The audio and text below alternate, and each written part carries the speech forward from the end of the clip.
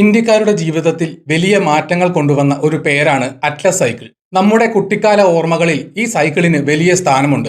Atlas സൈക്കിളിന്റെ തുടക്കം മുതൽ തകർച്ച വരെയുള്ള കാര്യങ്ങളാണ് ഞാൻ ഇന്ന് പറയുന്നത്. 1951 വർഷം. ഇന്ത്യക്ക് സ്വാതന്ത്ര്യം ലഭിച്ചിട്ട് 4 വർഷം മാത്രമേ ആയിട്ടുള്ളൂ. രാജ്യത്തെ ജനങ്ങൾക്ക് യാത്ര ചെയ്യാൻ വലിയ ബുദ്ധിമുട്ടായിരുന്നു. സ്വന്തമായി ഒരു വാഹനം എന്നത് വലിയൊരു സ്വപ്നമായിരുന്നു. ബസ്സുകൾ വളരെ കുറവായിരുന്നു. കാറുകൾ പണക്കാർക്ക് മാത്രം സ്വന്തമായിരുന്നു. ഈ സമയത്താണ് ജാനകിദാസ് കപൂർ എന്ന വ്യക്തി ഒരാശയം കൊണ്ടുവന്നത്. സാധാരണക്കാർക്ക് വാങ്ങാൻ കഴിയുന്ന ഒരു വാഹനം നിർമ്മിക്കുക. അതായിരുന്നു അദ്ദേഹത്തിന്റെ ലക്ഷ്യം. അതിനായി അദ്ദേഹം ഹരിയാനയിലെ സോനപ്പെറ്റിൽ ഒരു ചെറിയ ഷെഡ് വാടകയ്ക്കെടുത്തു. അവിടെ അറ്റ്ലസ് സൈക്കിൾ ഇൻഡസ്ട്രീസ് എന്ന പേരിൽ ഒരു കമ്പനി തുടങ്ങി. ജാനകിദാസ് കപൂർ വളരെ കഠിനമായി അധ്വാനിച്ചു. അദ്ദേഹത്തിന്റെ ലക്ഷ്യം വളരെ വലുതായിരുന്നു. വെറും 12 മാസങ്ങൾക്കുള്ളിൽ അദ്ദേഹം ഒരു വലിയ ഫാക്ടറി അവിടെ പണിതുയർത്തി. 25 ഏക്കർ സ്ഥലത്താണ് ആ ഫാക്ടറി നിർമ്മിച്ചത്. 1952 ആദ്യത്തെ അറ്റ്ലസ് സൈക്കിൾ അവിടെ നിന്നും പുറത്തിറങ്ങി. ആദ്യത്തെ വർഷം തന്നെ അവർ വലിയൊരു നേട്ടം കൈവരിച്ചു. 12,000 സൈക്കിളുകളാണ് ആദ്യ വർഷം നിർമ്മിച്ചത്. ഇതൊരു വലിയ ചരിത്രമായി മാറി. ജനങ്ങൾ വളരെ വേഗം അറ്റ്ലസ് സൈക്കിളിനെ സ്വീകരിച്ചു. അതിന്റെ ഉറപ്പും വിലക്കുറവും ആളുകളെ ആകർഷിച്ചു. പിന്നീട് അറ്റ്ലസ് കമ്പനിക്ക് വലിയ വളർച്ചയാണ് ഉണ്ടായത്. അവർ പുതിയ മോഡലുകൾ വിപണിയിൽ എത്തിച്ചു. 1958 അവർ സൈക്കിളുകൾ വിദേശത്തേക്ക് കയറ്റുമതി ചെയ്യാൻ തുടങ്ങി. മിഡിൽ ഈസ്റ്റിലേക്കും മ്യാൻമറിലേക്കും സൗത്ത് ആഫ്രിക്കയിലേക്കും അറ്റ്ലസ് സൈക്കിളുകൾ എത്തി. വിദേശ രാജ്യങ്ങളിൽ ഇന്ത്യൻ സൈക്കിളുകൾ ഓടുന്നത് വലിയ അഭിമാനമായി മാറി. 1965 ആയപ്പോഴേക്കും അറ്റ്ലസ് പുതിയ ഉയരങ്ങളിലെത്തി. ഇന്ത്യയിലെ ഏറ്റവും വലിയ സൈക്കിൾ നിർമ്മാതാക്കളായി അവർ മാറി. അക്കാലത്ത് ഇന്ത്യയിലെ നിരത്തുകളിൽ മുഴുവൻ അറ്റ്ലസ് സൈക്കിളുകളായിരുന്നു. നഗരങ്ങളിലും ഗ്രാമങ്ങളിലും ഒരുപോലെ ഈ സൈക്കിളുകൾ നിറഞ്ഞു നിന്നു.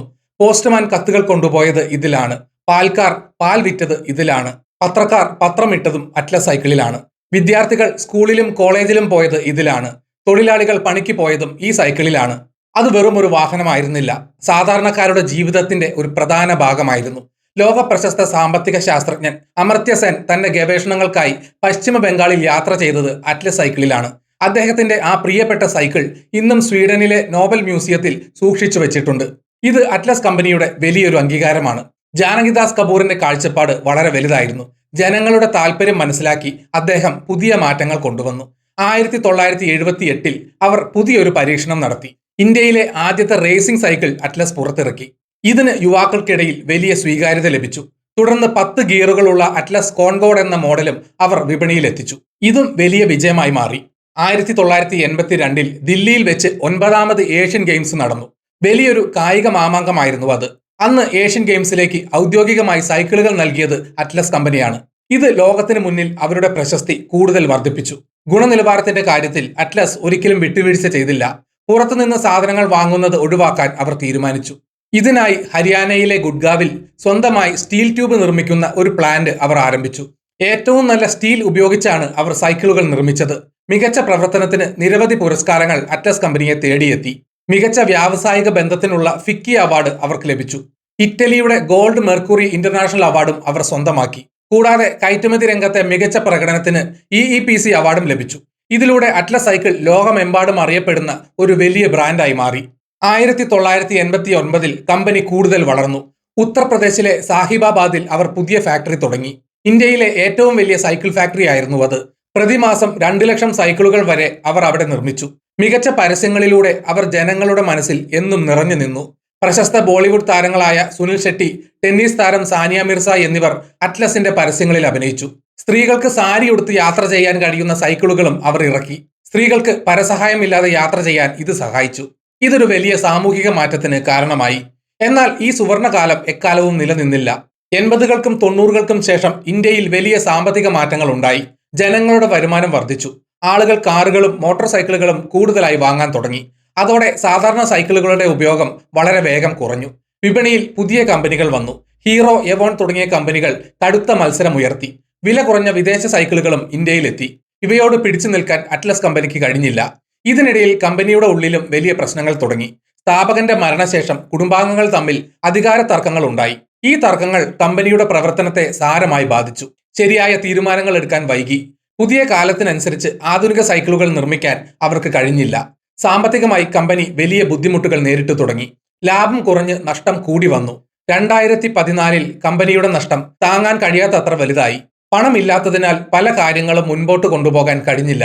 അവസാനം കടുത്ത ഒരു തീരുമാനമെടുക്കാൻ കമ്പനി നിർബന്ധിതരായി. 2014 ഡിസംബറിൽ മധ്യപ്രദേശിലെ മാലൻപൂർ പ്ലാന്റ് അവർ അടച്ചുപൂട്ടി. ഇത് കമ്പനിക്കേറ്റ ആദ്യത്തെ വലിയ തിരിച്ചടിയായിരുന്നു. എങ്കിലും ശേഷിക്കുന്ന പ്ലാന്റുകൾ വെച്ച് കമ്പനി മുന്നോട്ടു പോകാൻ ശ്രമിച്ചു. പക്ഷേ അവരുടെ കണക്കുകൂട്ടലുകൾ തെറ്റി. നഷ്ടങ്ങൾ വീണ്ടും കൂടി വന്നു. കടങ്ങൾ പെരുകി. ജീവനക്കാർക്ക് ശമ്പളം കൊടുക്കാൻ പോലും കമ്പനിക്ക് പണമില്ലാതായി. ഒടുവിൽ 2018 ഫെബ്രുവരിയിൽ ഹരിയാനയിലെ സോനെപറ്റ് പ്ലാന്റും അവർക്ക് പൂട്ടേണ്ടി വന്നു. ജാനകിദാസ് കപൂർ സ്വന്തം വിയർപ്പൊഴുക്കി വളർത്തിയ ആദ്യ ഫാക്ടറിയാണ് അടച്ചുപൂട്ടിയത്. അവിടെ ജോലി ചെയ്തിരുന്ന നിരവധി പേർക്ക് തൊഴിൽ നഷ്ടപ്പെട്ടു. ഇത് ഇന്ത്യൻ വ്യവസായ ലോകത്ത് വലിയ സങ്കടമുണ്ടാക്കി.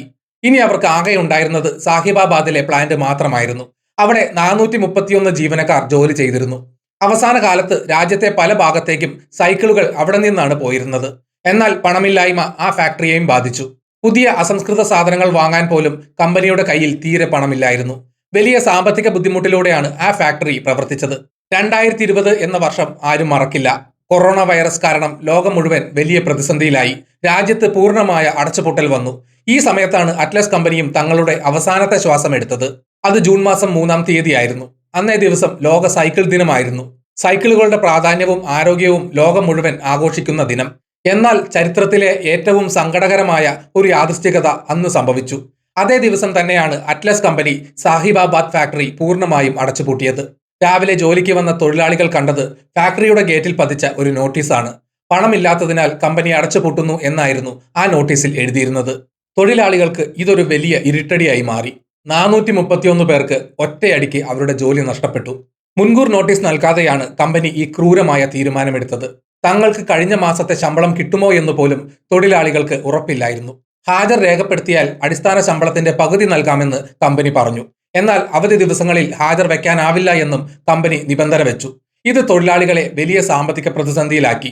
കമ്പനിയുടെ സിഇഒ ആയ NP സിംഗ് റാണ അന്ന് മാധ്യമങ്ങളോട് സംസാരിച്ചു.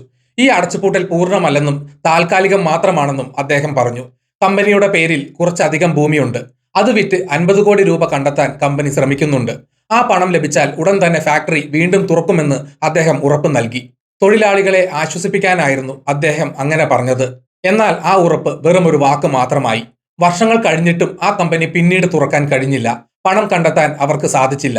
അതോടെ ഇന്ത്യയിലെ ഏറ്റവും വലിയ സൈക്കിൾ കമ്പനിയുടെ വാതിലുകൾ എന്നേക്കുമായി അടഞ്ഞു. ഒരു വലിയ വ്യവസായ സാമ്രാജ്യത്തിന്റെ പൂർണ്ണമായ തകർച്ചയാണ് അറ്റ്ലസ് സൈക്കിളിലൂടെ നമ്മൾ കണ്ടത്. ഇന്ന് അറ്റ്ലസ് സൈക്കിൾ കമ്പനി ഇല്ല. അവരുടെ വലിയ ഫാക്ടറികളെല്ലാം നിശ്ചലമാണ്. അവിടെയുള്ള വിലപിടിപ്പുള്ള യന്ത്രങ്ങളെല്ലാം തുരുമ്പെടുത്ത് നശിക്കുന്നു. ആ വലിയ കെട്ടിടങ്ങൾ ഇന്ന് വെറും ഓർമ്മകൾ മാത്രമാണ്. എങ്കിലും അറ്റ്ലസ് എന്ന ആ പേര് ജനങ്ങളുടെ മനസ്സിൽ നിന്ന് ഒരിക്കലും മായില്ല. കാരണം അത് വെറും ഒരു ഇരുമ്പ് ചക്രമായിരുന്നില്ല. ദശലക്ഷക്കണക്കിന് ഇന്ത്യൻ ജനതയുടെ സ്വപ്നങ്ങളിലേക്കുള്ള വാഹനമായിരുന്നു അത്.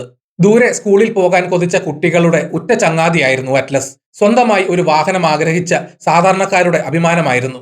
ജീവിതഭാരം മുഴുവൻ ചുമലിലേറ്റിയ കർഷകരുടെ ഏറ്റവും വലിയ ആശ്രയമായിരുന്നു. നമ്മുടെ രാജ്യത്തിന്റെ സാമ്പത്തിക വളർച്ചയിൽ ഈ സൈക്കിളിന് വലിയൊരു പങ്കുണ്ട്. ഗ്രാമങ്ങളെയും നഗരങ്ങളെയും തമ്മിൽ ബന്ധിപ്പിച്ചത് ഈ സൈക്കിളുകളാണ്. കാലം എത്ര കഴിഞ്ഞാലും ഇന്ത്യക്കാരുടെ ഹൃദയത്തിൽ അറ്റ്ലസ് സൈക്കിളിന് എന്നും ഒരു പ്രത്യേക സ്ഥാനമുണ്ടായിരിക്കും. 2023 സെപ്റ്റംബറിൽ അറ്റ്ലസ് സൈക്കിൾസ് ഉത്തർപ്രദേശിലെ സാഹിബാബാദിലെ യൂണിറ്റിൽ പ്രവർത്തനങ്ങളും വിതരണങ്ങളും ഔദ്യോഗികമായി പുനരാരംഭിച്ചു.